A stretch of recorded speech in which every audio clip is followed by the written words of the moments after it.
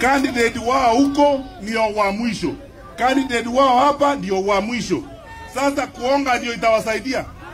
Alafu wameanza kujigamba hapa eti wataiba, watafanya namna gani? Tutakuwa wapi wakiiba? Mtakubali hiyo maneno?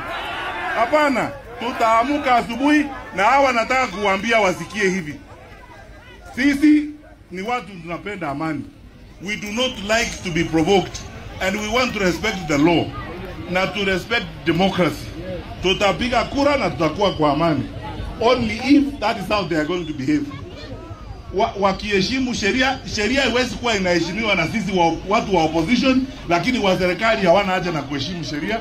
Sheria ni yetu sisi wote. Na sisi wote tunahitajika kuheshimu sheria.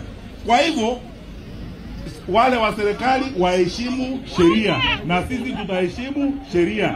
Kama sasa ni kuleta ujuaji wanataka kuleta hapa, hata sisi tutafanya nini?